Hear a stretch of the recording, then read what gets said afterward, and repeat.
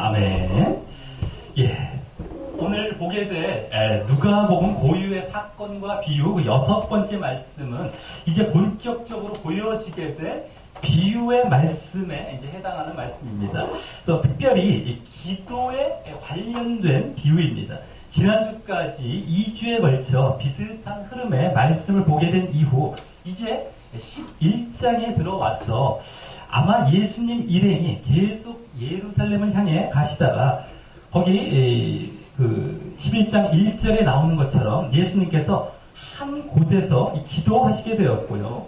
그 기도를 마칠 때 제자 중 하나가 예수님께 기도를 가르쳐 달라고 요청함으로 예수님께서 그 기도에 대해 가르치시다가 나오는 비유인 것입니다.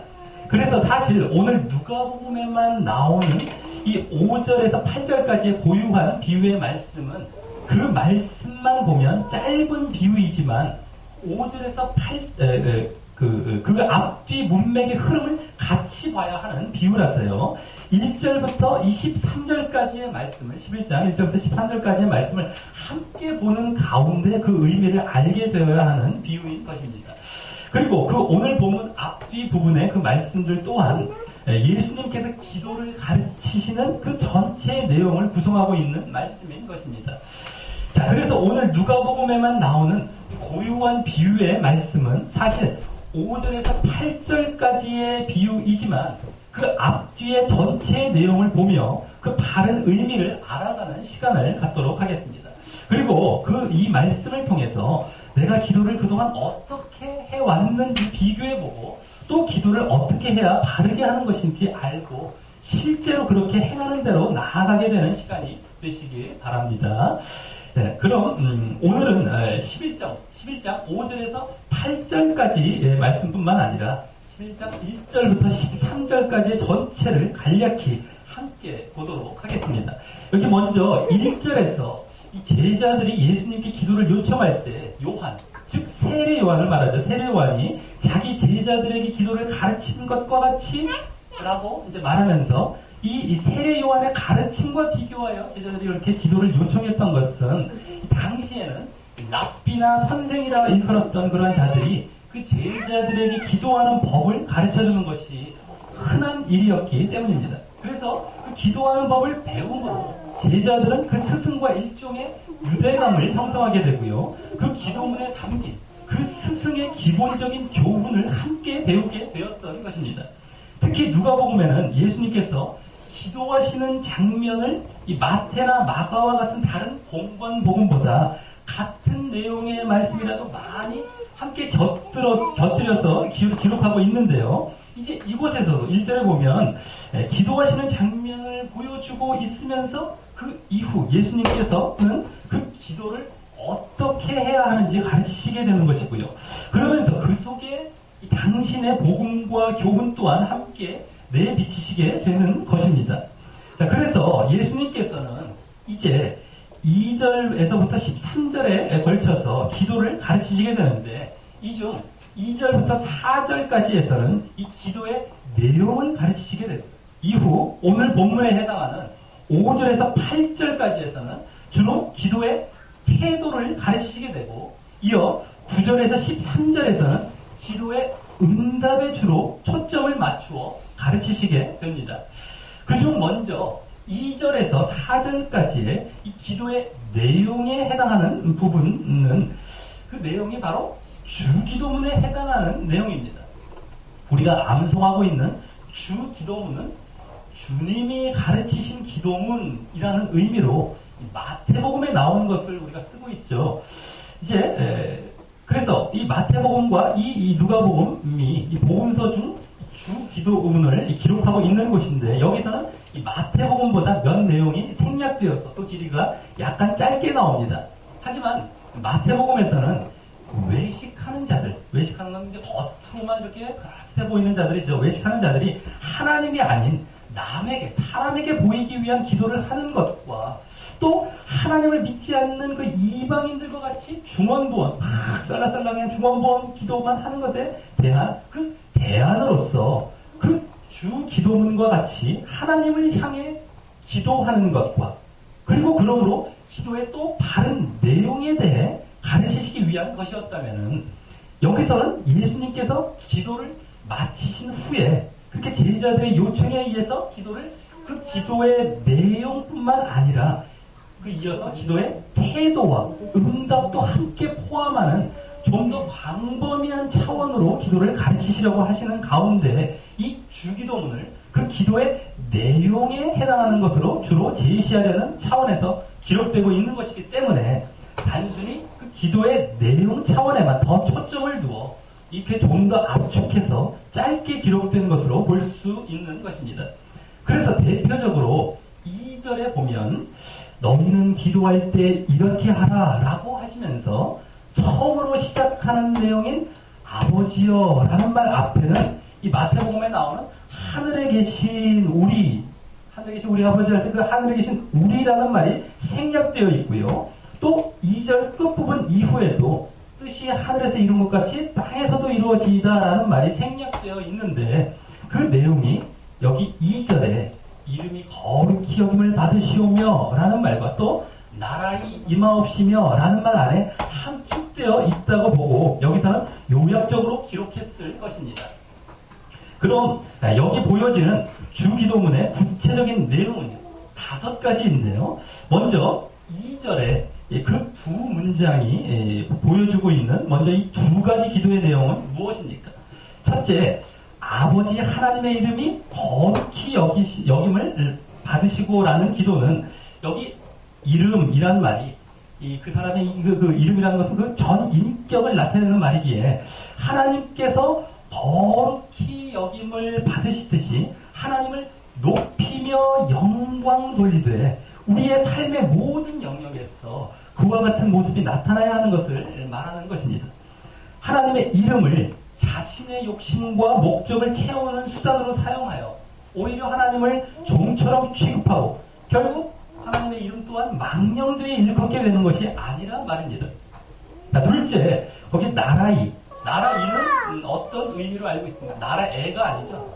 네, 이가 주격 조사로 나라가라는 말과 같은 말이죠. 옛날 말로 나라이라고 나라가라는 것입니다. 나라가 임하옵시며 라는 기도는 나라가 이 하나님의 나라를 말하는 것으로 첫 번째 이 아까 기도의 그 연장선에 있는 내용입니다. 여기서 하나님의 나라는 여기서 장수의 개념 이전에 이 통치의 개념을 나타내는 말로 영적으로 하나님의 통치가 이루어지는 현장을 말하는 것입니다. 그래서 하나님께서 당신의 뜻이 이루어지는 곳이 바로 하나님의 나라가 되는 것입니다. 그래서 하나님의 뜻에 순종하는 자는 바로 이미 하나님 나라에 참여하고 있는 것입니다. 그래서 그 나라가 임하게 해달라는 이 기도는 나의 삶이 온전히 하나님께 불복하고 복종하게 해달라라는 기도와 함께 또 다른 많은 사람들이 그렇게 되도록 또 기도하는 것이고요. 또 그러므로 마지막에 이루어질 그 하나님의 나라가 속히 임하게 해달라는 기도이기도 한 것입니다.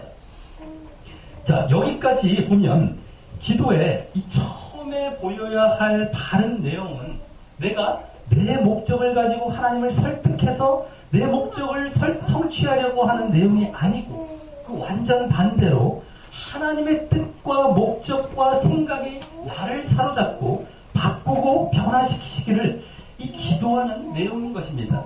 그래서 하나님을 우리 편에 서게 하는 것이 아니라 우리가 하나님 편에 서게 하는 것이고요.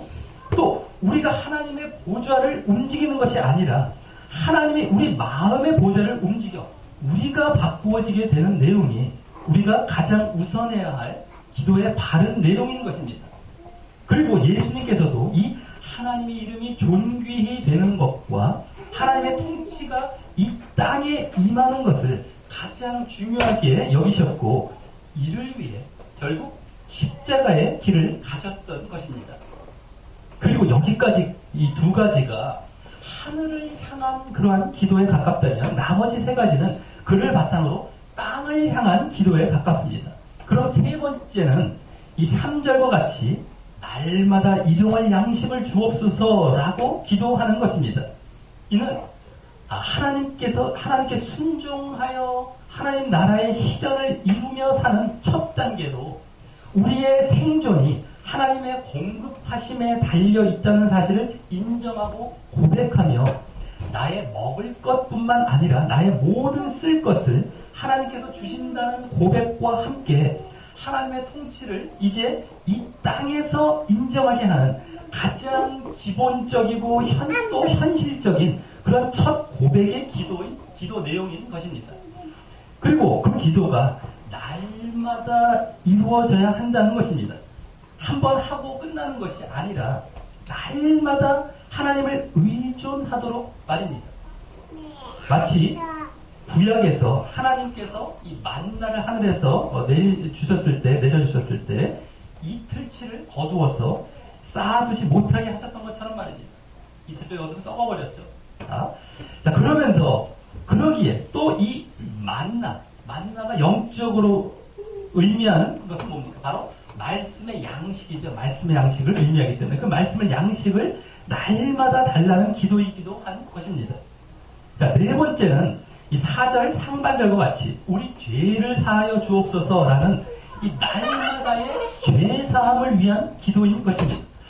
앞서 날마다 하나님의 공급하심을 받는 기도를 드리며 하나님의 이 땅에서의 그 육신적 통치를 날마다 인정한다면 이제 날마다 자신의 죄를 자백하고 용서를 구하는 회개의 기도를 드림으로 이 땅에서 거룩하신 하나님과의 관계를 유지하게 되고 그러므로 영적으로도 날마다 하나님의 통치를 받으라는 것입니다. 우리가 늘 암송하는 주기도문에도 이 날마다의 회개의 기도가 포함되어 있을 만큼 중요한 기도인데요. 이것을 무시하는 신앙들이 지금 너무도 많으니 정말 얼마나 그것이 무지하고 잘못된 모습인지 모릅니다. 자, 그런데 이 죄사함을 구하는 기도 전에 그 앞에 보면 우리가 우리에게 죄 지은 모든 사람을 용서하는 것이 필요한 것처럼 말씀합니다. 이는 하나님의 용서를 받을 수 있는 전제 조건이 마치 내가 다른 사람을 용서해서 가능한 것처럼 말씀하신 것이 아니라 자기를 들여다보며 자기 죄를 철저히 깨달아 진정한 회개를 하라는 의미에서 그럴 때 우리가 다른 사람의 죄는 작게 보이고 그래서 당연히 그것을 용서하는 모습이 먼저 따라오게 된다는 차원에서 말씀하신 것입니다. 자, 다음 마지막 5번째로 4절 하반절과 같이 우리를 시험에 들게 마옵소서라는 기도 내용입니다. 여기에 다만 악에서 구하옵소서라는 기도가 포함되어 있을 것입니다. 악이 바로 사단을 의미하고요. 사단 마귀를 의미하고 그 사단에 의해 시험이 오기 때문입니다. 그럼 무엇이 시험에 빠지는 것입니까? 그 사단의 유혹에 빠지는 것이 되는 것인데 가장 큰 사단의 유혹은 지금까지 앞에 그 기도했던 내용을 뒤집고 반대로 행하게 하므로 믿음을 무너뜨리고 신앙을 어지럽히게 하는 것입니다. 즉 세상의 모든 것을 버리고 주님을 따라 잘 가다가도 방심하여 이 사단의 시험과 유혹에 들고 이끌려 어느 순간 보면 하나님과 그분의 뜻과 그분의 통치가 아니라 자기와 세상의 욕구와 세상의 다스림에 따라 살아가려는 모습으로 넘어가고 있게 되는 것을 말하는 것입니다. 자, 이로써 예수님께서 가르치신 5가지 이 기도 내용을 보게 되면 하나님의 뜻과 목적을 이루고 또 육적으로나 영적으로 하나님께 순종하고 하나님의 통치를 받기를 간구하는 그런 내용이 돼 또 그것이 시험을 들게 마옵소서 하는 것과 같이 변질되지 않고 지속될 수 있도록 기도하는 내용을 갖고 있는 것입니다. 우리가 암송하고 잘 알고 있는 주기도문이었지만 이런 내용을 분명히 주지하고 고백하며 해왔는지요? 아니면 그냥 중언, 부언하고 주문 외우듯 해왔습니까?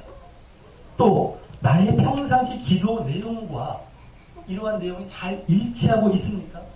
아니면 내 기도는 자기 뜻과 그냥 세상에서의 그냥 영광만을 구했던 그런 기도로 전혀 이 내용과 빗나가고 있었습니다.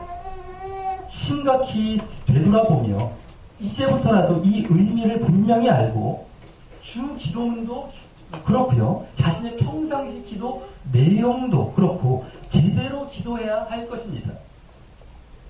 특별히 제안드리기는 아침에 일어나자마자 하는 기도로 이 주 기도문을 그 의미를 분명히 의식하면서 간구하며 이렇게 하루를 시작하면 좋을 것이고요. 또 하루의 삶도 늘 이 내용을 기준 삼아 기도하면서 실천하며 살면 아주 바람직하고 좋을 것입니다. 이 안에 예수님의 복음과 교훈의 진수가 담겨 있고 예수님께서 직접 그와 같은 의미를 담아 하신 기도이시자 또 보이신 삶이셨기 때문입니다. 자, 지금까지 이러한 기도의 내용을 가르치신 것을 바탕으로 이제 오늘 본문에 해당하는 5절에서 8절까지에서는 한 비유를 말씀하시면 이번에는 기도의 내용이 아닌 기도의 태도를 가르치십니다. 조금 갑작스럽게 말씀하시는 이 비유 같아 보이지만 앞에 주기도문에 이어서 그러기에 지금까지의 그 주기도문에 나온 기도의 내용과 무관하지 않고 연결되어 말씀하신 것으로 누가가 기록하고 있는 비유인 것입니다. 그럼 그 비유의 이야기는 이 비유의 이야기는 전체적으로 무슨 이야기입니까? 예수님 당시에 아마 이스라엘의 작은 마을에서 흔히 있을 수 있는 상황이었을 텐데요. 당시 이스라엘에서는 사람들이 거기가 덥기 때문에 낮에 햇볕과 더위를 피해서 주로 밤중에 여행하는, 즉 여행한다는 것은 먼 길을 그렇게 가는 일이 많았습니다. 그래서 예수님은 이 비유의 주인공을 바로 너희라고 하십니다.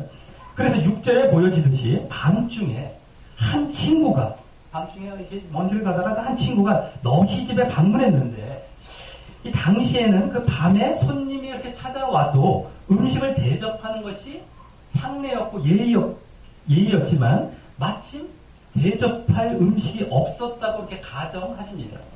그래서 이 사람은 5절과 같이 그 떡, 즉 빵을 빌리려고 자기 옆집이나 동네에 사는 그 친구에게 찾아가서 떡 3덩이를 내게 빌려달라고 말하게 됩니다. 아마 그 옆집 친구가 항상 음식을 많이 준비해 놓던 친구였거나 아니면 그날따라 그 옆집 친구 집에 여분의 떡을 갖고 있음을 알고 있어서 그렇겠죠. 자, 그런데 그 친구는 7절과 같이 나를 괴롭게 말라고 하며 문이 이미 닫혔고 아이들이 나와 함께 침소에 누웠기 때문이라는 이유로 일어나 내게 떡을 줄 수 없다고 합니다. 그 친구는 떡을 빌릴 마음이 없는 것은 아니지만 자신이 지금 처한 그런 상황상 빌려주기 어렵다는 것입니다. 아마 이 문이 닫혔다는 것과 같이 당시에는 아침에 문을 열면 대개 하루 종일 열어두지만 대신 한번 문을 닫게 되면 이 귀찮게 굴지 말라라는 의미를 담고 있었을 것이고요. 이 집 같은 경우는 더욱이 거기 보면 가족들이 한 방에서 생활하고 자고 있는 경우로 그래서 만일 그 방 안에서 떡을 준비하고 문을 열기 위해서 이렇게 불을 밝히다가 아마 함께 잠자리에 누운 아이들이 깨게 되고 아마 좀 어린아이가 아니었을까 싶은데요. 그러면 잠을 망치게 될까봐 거절했을 것입니다. 그럼에도 불구하고 예수님께서는 8절에서 말씀하시는 바와 같이 비록 벗됨, 즉 그 친구됨이라는 이유로는 일어나 주지 않을지라도 그 강청함으로 인해 일어나 그 소용대로 그 필요로 하는 대로 줄 것이라고 하시며 비유를 마치시는 것입니다. 아무리 친구일지라도 그 타당한 이유로 인해 그 요구를 들어주지 않을 수 있었지만 이후 계속해서 강청함 때문에 그것은 못 이기고 들어주게 된다는 것입니다.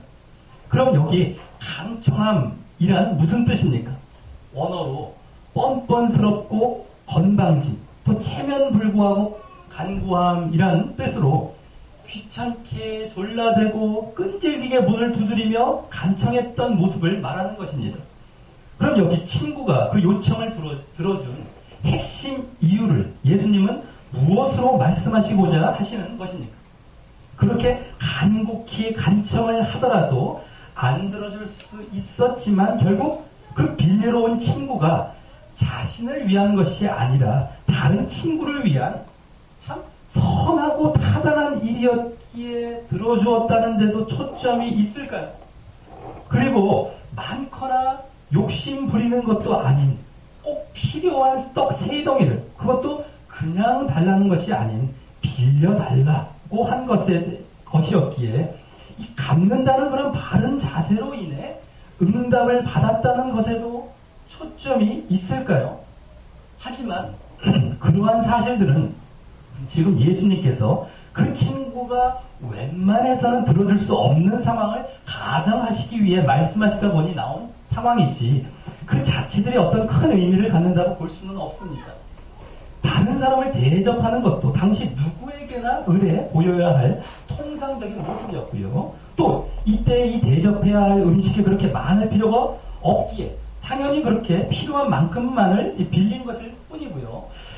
또 빌려달라라고 말한 것도 지금 자신이 떡이 없기에 그 밤중에 누구나 그랬을 당연한 모습이기 때문입니다. 그러기에 예수님께서 여기서 기도의 교훈으로 말씀하시고자 하시는 것은 하나님께 기도할 때 몇 번 아래다가 중단하지 말고 끈질기게 조르듯이 간청의 기도를 드려야 한다는 그 기도의 태도를 가르치시려고 하시는 것입니다. 그래서 처음에는 응답이 즉각적으로 주어지지 않는다고 할지라도 그렇게 계속해서 끈기를 가는 기도의 태도로 기도하다 보면 또한 그 기도가 언젠가 반드시 응답을 받게 된다는 확신을 갖게 하셨는데 초점이 있는 것입니다. 그러면서 그럴 때 이렇게 반드시 응답하시는 하나님에 대해 알고 하나님을 또한 절대적이고 무한히 신뢰하라는 의미를 함께 주고자 하시는 것입니다. 그래서 그 끈질긴 기도의 그 태도와 그에 따른 확실한 응답에 대한 말씀을 이제 이어서 9절에서 13절에서 그러한 끈질긴 기도의 태도도 다시 한번 말씀하시지만 이번에는 결국 그랬을 때 받게 될 기도의 응답에도 더 초점을 두어 가르치시게 됩니다. 그러면서 이 비유의 결론 또한 보여지게 됩니다. 자, 그런데 오늘 앞서 보았던 2절에서 4절까지의 주 기도문과 이제 보게 될 이 9절에서 13절까지의 말씀은 마가나 요한복음은 나오지 않고요. 마태복음과 여기서만 나오는 말씀들이지만 마태복음에서는 여기처럼 그것들이 그 사이에 이 5절에서 8절까지 오늘 비유의 말씀을 4개로 이와 같이 곧바로 이어져서 연관되어 나오지 않습니다. 물론 마태복음에서도 모두 이 두 말씀들이 산상수훈 가운데 포함되어 있어서 아예 연관성이 없는 것은 아니지만 거기서는 사뭇 다른 문맥 속에서 따로따로 두 번의 이 기도의 가르침으로 떨어져서 나오는데 반해서 여기서는 이와 같이 이어지게 기록하고 있는 것입니다. 그러기에 오늘 누가복음에만 나오는 비유인 이 5절에서 8절까지의 오늘 본문은 그냥 단독으로 보면 안 되고요. 이와 같은 두 기도의 가르침을 연결하는 중요한 역할을 하는 비유로 누가가 이곳에 기록하고 있다는 것을 더욱 잘 알고 보아야 하는 것입니다. 자, 그럼 먼저 9절에서 10절에 구하라, 찾으라, 문을 두드리라 라고 하는 그 모습은요, 거기 먼저 다시 기도의 태도를 보여주는 것인데요. 그 말들이 보면 점점 더 강도가 높아지며 끈질기게 이렇게 기도하는 모습을 보여주는 것입니다. 특히 세 번째 그 문을 두드리는 모습은 바로 앞의 비유에서 결국 응답을 얻어낸 강청하는 기도의 모습을 연상케 하죠. 물론 그러기에 그 앞에 구하고 찾는 그러한 기도의 모습도 그 모습 전의 모습을 연상케 하고 말입니다. 그러면서 그러할 때 그러면 이라고 하면서 받을 것이요, 찾을 것이요, 열릴 것이라고 말하는 것은 이번엔 기도의 응답을 보여주는데 이는 그러한 끈질긴 기도에 하나님께서 반드시 응답하실 것임을 보여주는 것입니다. 그리고 그 사실들을 9절과 10절에서 두 번에 걸쳐 반복적으로 말하므로 그렇게 끈질기게 기도하는 자에게 반드시 응답이 있을 것임을 한층 더 강조하고 있는 것입니다. 특히 10절에서 다시 한번 반복할 때는 그러한 끈질긴 기도의 태도보다 틀림없는 응답을, 기도의 응답을 더 강조하는 대로 나아가고자 하는 것입니다. 그래서 그 틀림없는 기도의 응답을 주시는 하나님에 대해 절대적인 신뢰를 보여야 함을 함께 암시하고 있는 것이기도 한 것입니다. 그래서 이어 11절에서 13절에서는 그 절대적인 신뢰를 보여야 할 하나님의 응답에 대해 아예 초점을 두고 말씀하시는데 이번에는 더 나아가 그 응답하시는 내용이 또 선하고 좋은 것으로 응답하실 것임을 또한 말씀하시게 됩니다. 먼저 11절, 12절에서는 짧은 비유를 다시 말씀하시는데요. 바로 이 땅의 육신의 아비도 아들이 생선을 달라 하는데 뱀을 주고 알을 달라 하는데 전갈을 줄 자가 없다라고 하는 것입니다. 마태복음에서는 알과 전갈이라는 비교 대신 떡과 돌의 비교로 나오죠. 이 알과 떡이 둥그런 게 모두 다 이렇게 비슷해 보여서 누가는 그것으로 비교했을 것입니다. 그리고 전갈은 이제 구부리면은요, 계란 알처럼, 그 알처럼 보이기 때문에 여기 그 둘을 서로 비교한 것이겠죠. 어쨌든, 여기서 비교한 것은 그렇게 그 모양은 비슷해 보이지만 생선이나 뱀, 전갈이나 알과 전갈이 내용은, 그 모양은 비슷해 보이지만 전혀 다른 것으로서 오히려 그것을 이제 받게 되는, 그 응답 받게 되면 해로워서 받지 아니함만 못한 것들과 그렇게 비교하신 것입니다. 아마 누가가 떡과 돌 대신 알과 전갈로 기록한 것도 그러한 해로움을 더 강조하기 위한 이유에서였을 것입니다. 자, 그러면서 이제 마지막 13절에서는 하나님의 그 응답의 내용이 또한 좋고 선함을 말씀하며 동시에 오늘 말씀과 비유의 결론과도 같은 말씀에 해당하는 말씀을 하십니다. 우리 다 같이 13절을 읽어보도록 하겠습니다. 13절입니다. 시작.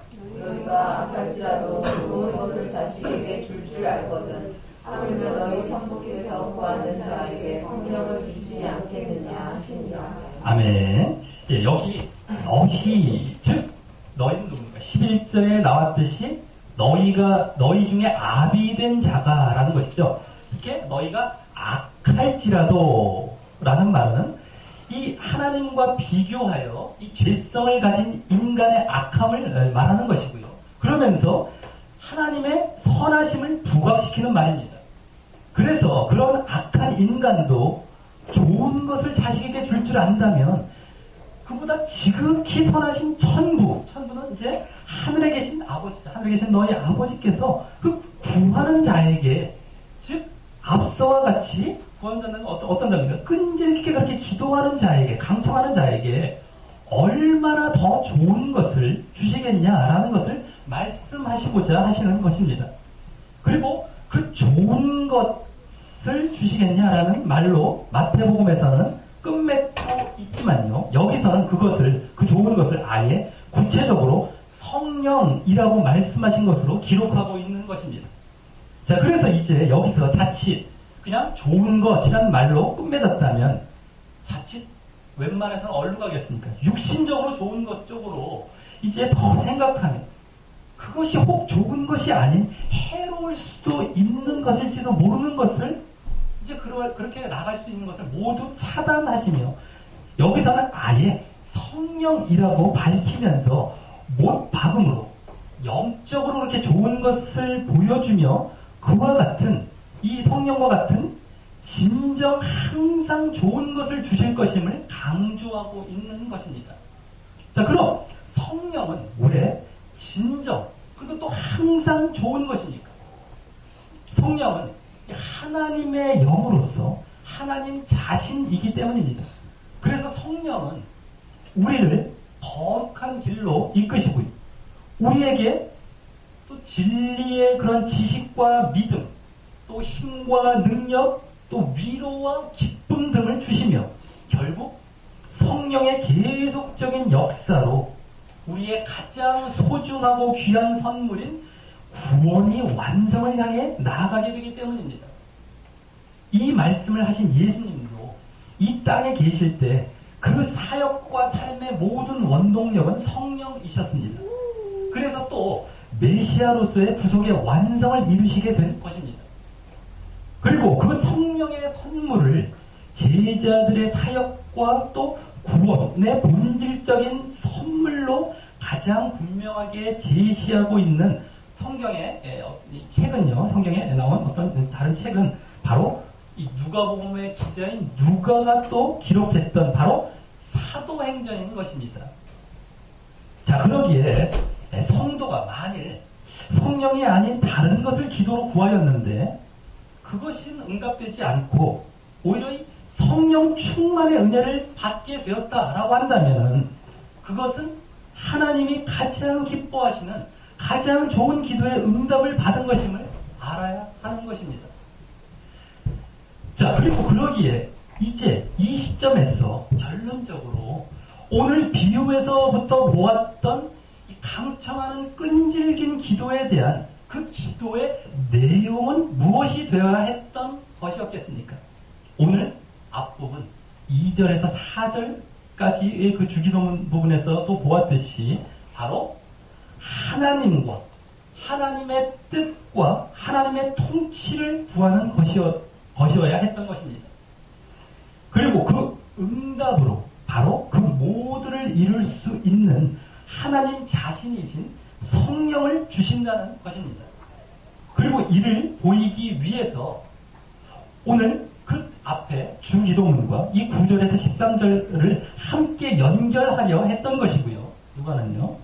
그 매개체로서 오늘 비유가 5절에서 8절까지 그 오늘 본문에 해당하는 그 비유가 사용되고 있었던 것입니다.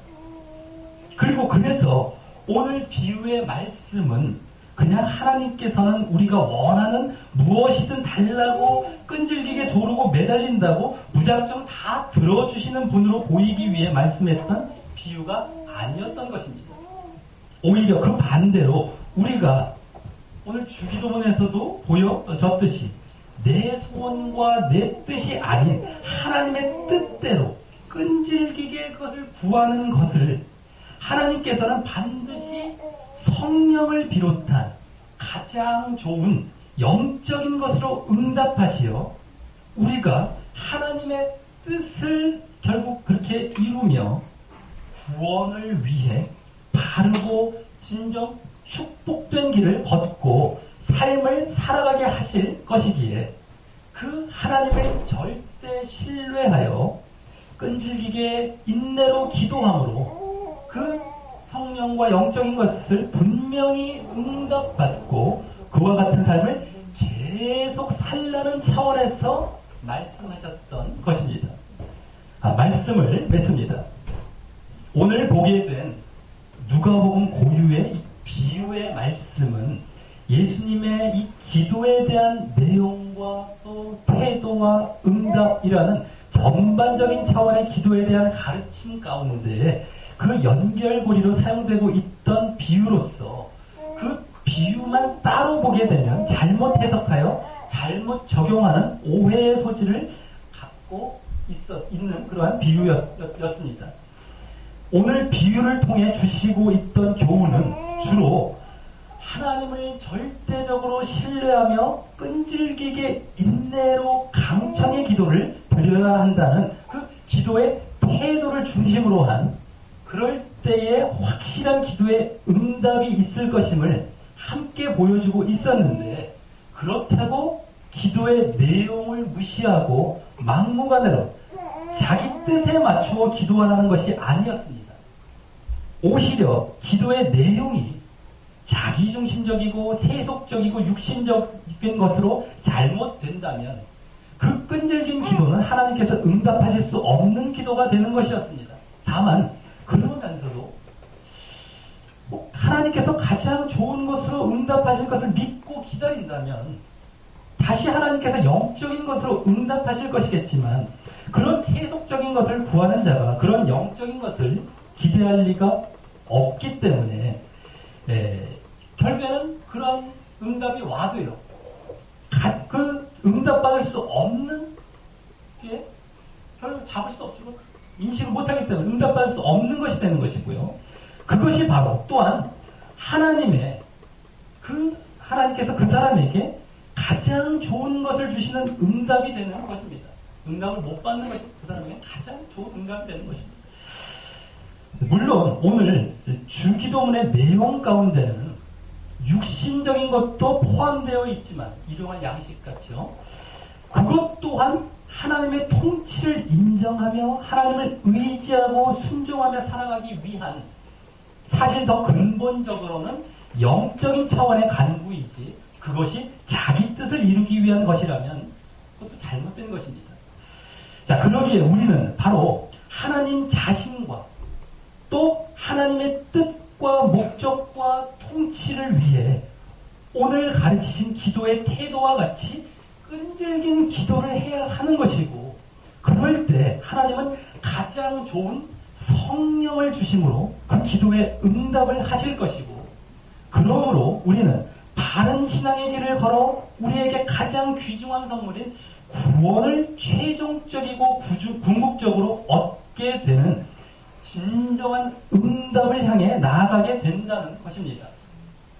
그리고 이러한 모습이 되기 위해 우리가 먼저 자신을 점검해야 할 사항은 바로 그 하나님의 뜻과 영적인 그 기도의 내용을 그와 같이 끈질기게 기도할 정도로 사모하고 또 우리의 관심을 그곳에 두고 있느냐라는 것과 또 혹 그렇지 못한 기도라 할지라도 만일 성령을 기도의 응답으로 대신 받았다면 그것이 가장 좋은 것임을 알고 그것을 가장 기뻐하고 있느냐라고 하는 것입니다. 사실 그 모습이 오늘 이 기도를 가르치신 예수님의 가장 핵심적인 기도의 모습이자 또 삶의 모습이셨기에 더욱 말입니다. 그리고 그러기에 그러한 모습을 보이지 않고 있고 그러한 기도의 내용과 기도의 응답이 자신의 마음에 들지 않는다고 한다면 자신이 구원의 길로 들어온 것인지에 대해 먼저 심각하게 고민해 보아야 할 사실인 것입니다. 사실 오늘 이 비유에 담긴 기도의 태도에 대한 교훈보다 그것을 더 먼저 해결해야 합니다. 그래야 오늘 교훈이 진정 내 교훈이 되고 진정 그 올바른 기도의 내용으로 올바르게 끈질긴 간구를 하고 그 바른 응답을 받아 오늘 예수님께서 결국 우리를 향해 그렇게 되기를 간절히 소원하고 계신 하나님의 이름을 거룩히 여기게 되고 하나님 나라에 참여하여 하나님과의 친밀함 가운데 결국 구원받는 삶을 늘 살아가게 되기 때문입니다. 우리 모두 먼저 진정 자신을 심각하게 되돌아보고요. 이후 오늘 기도의 내용과 태도와 응답을 늘 실천하고 경험하며 삶으로 하나님께 영광 돌리고 또 하나님 나라에 늘 참여하며 그 구원받는 삶을 늘 살게 되시기를 주님의 이름으로 간절히 축원합니다. 우리 다 같이 찬양하시면서 기도로 나아가도록 하겠습니다.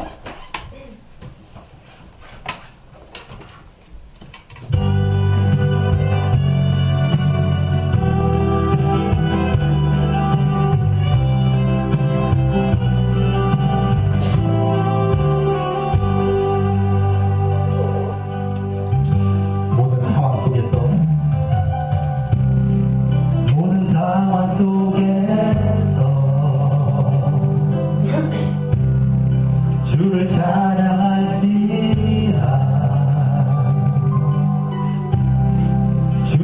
너의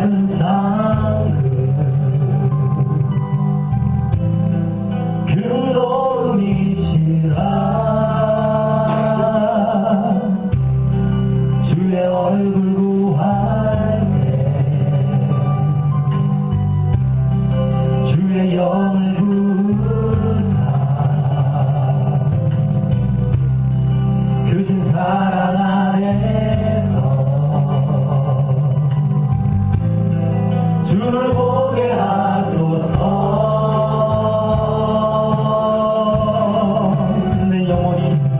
내 영혼이 확정되어 싸우리. 믿음에 흔들어 주를 바라봅니다. 내 영혼이 확정되어 싸우리. 믿음에 흔들어 주를 바라봅니다. 모든 상황 속에서 주를 찬양할지라. 주는 너의 큰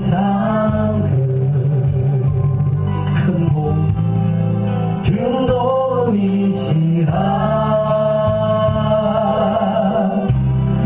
주의 얼굴 구할 때 주의 영을 부사 크신 사랑 안에서 주를 보게 하소서.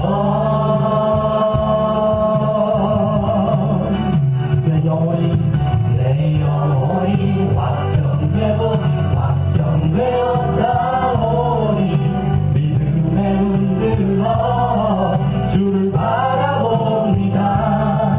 내 영혼이 확정되어 싸우리. 믿음에 흔들어 주를 바라봅니다. 주를 찬양할래. 주의 나라 힘이 맺네.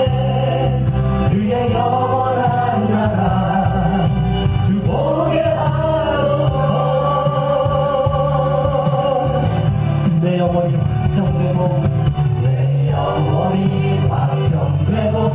확정되어 싸우리. 믿음에 흔들어 주를 바라봅니다. 내 영혼이 확정되어 싸우리.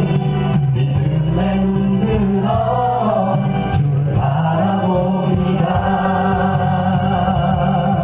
우리 다같이 눈을 감고 나가실 때 오늘 말씀 기도에 대한 가르침, 우리가 마치 많이 보았을 그러한 말씀들 특별히 주기도도 나오고요.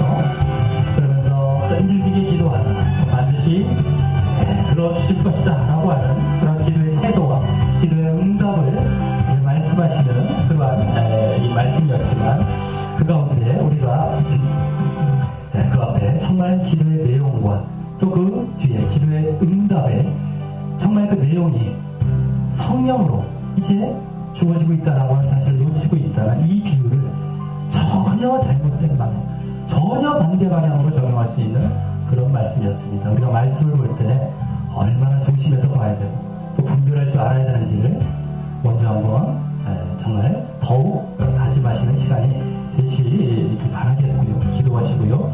그러면서 오늘 정말 그와 같이 우리가 기도의 내용이 있을 때 그와 같은 끈질긴 기도와 응답이 가치가 있고 의미가 있는 것입니다. 내가 무엇을 위해 그렇게 끈질기게 기도하고 있습니까?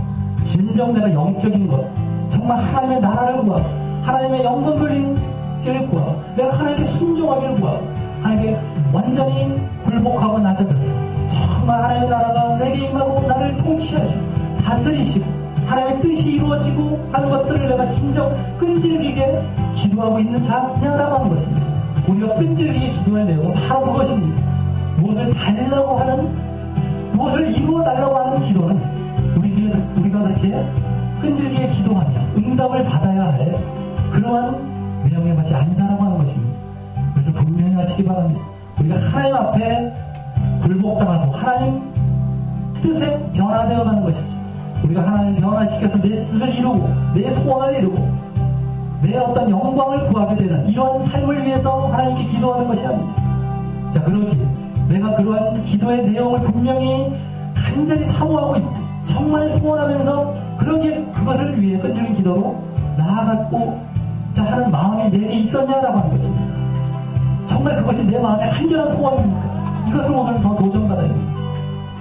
그리고 그랬을 때 하나님께서 혹 내가 무지해서 정말 그것이 아니에요, 내 뜻 비슷한 걸 구했다고 하더라도 하나님께서 간절한 구하는 그 모습을 보셔서 성령을 선물로 주셨다 하셨을 때 그것을 내가 만족하고 있었으면라고 하는 겁니다.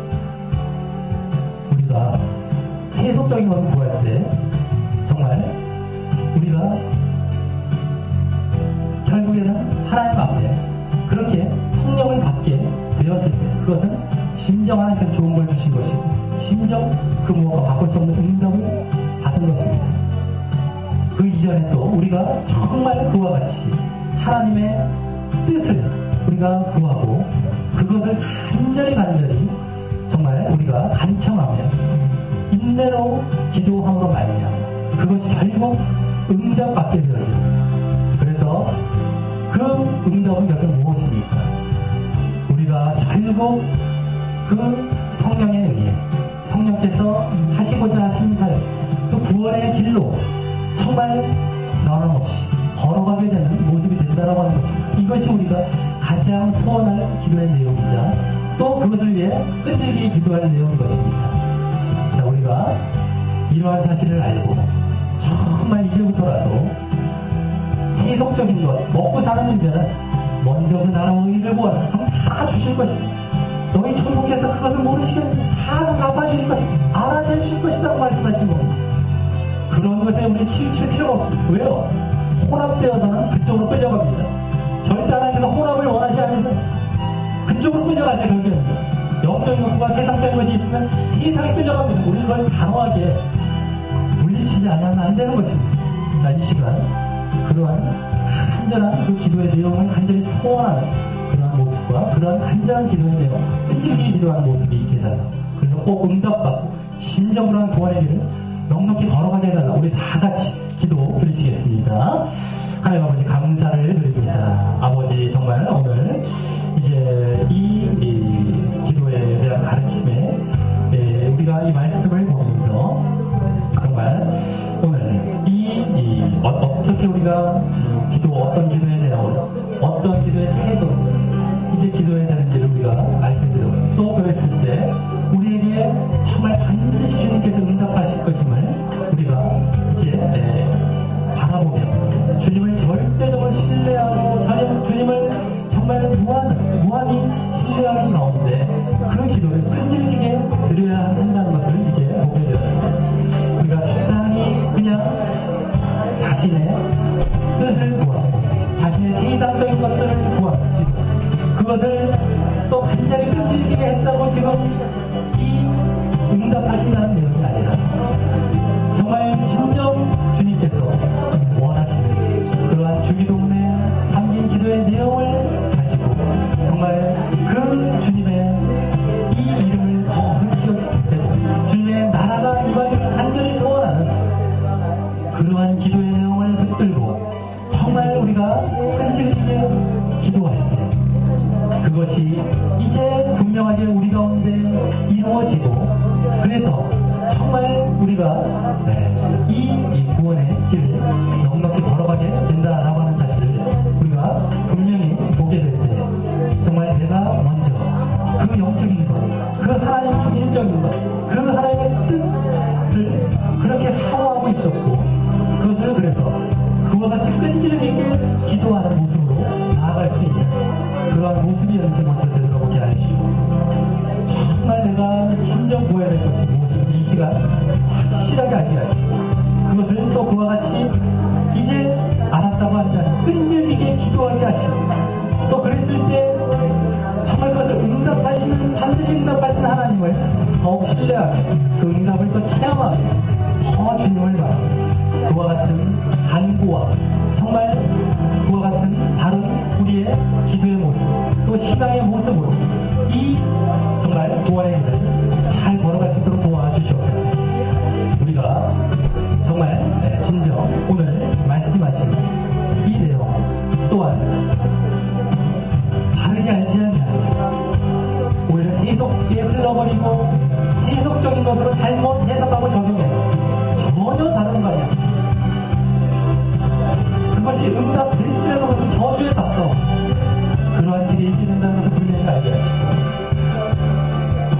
우리가 진정 이 신앙의 모습을 이 기도의 모습을 정말 오늘 철저히 깨닫고 철저히 이 기도의 모습이 우리의 삶에 늘 이어지고 늘 그러므로 응답 또 받게 되어 있고 늘 이러한 온전한 신앙의 길을 걸어가는데 부족함이 없도록 주님 역사하여 주시옵소서. 아버지 간절히 기도하고 간절히 이 시간